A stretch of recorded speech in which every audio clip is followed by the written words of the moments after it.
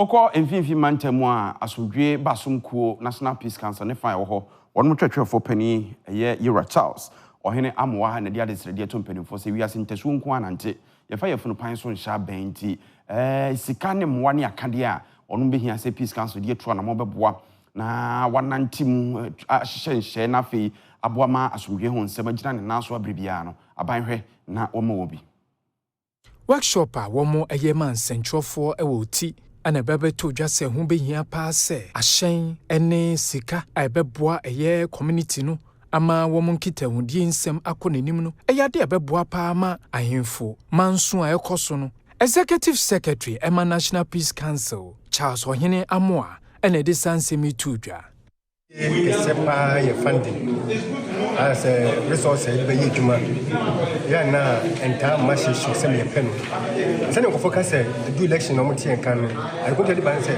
normally do election na donors abem abe support ye ban say to call e be a chance say election ni ho no mo a bo say sad no ko for akre be nyi free ban ho no da ye djuma the key challenge ba ko pa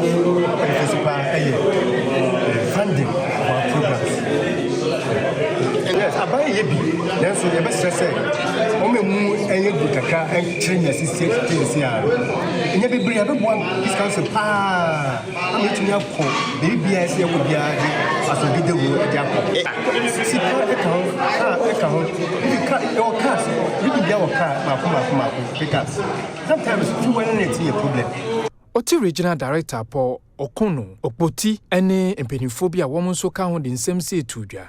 Other public institutions that we work with, as well as the civil society organizations, even private organizations, they can support the government to support the Peace Council through the Peace Fund that was set up.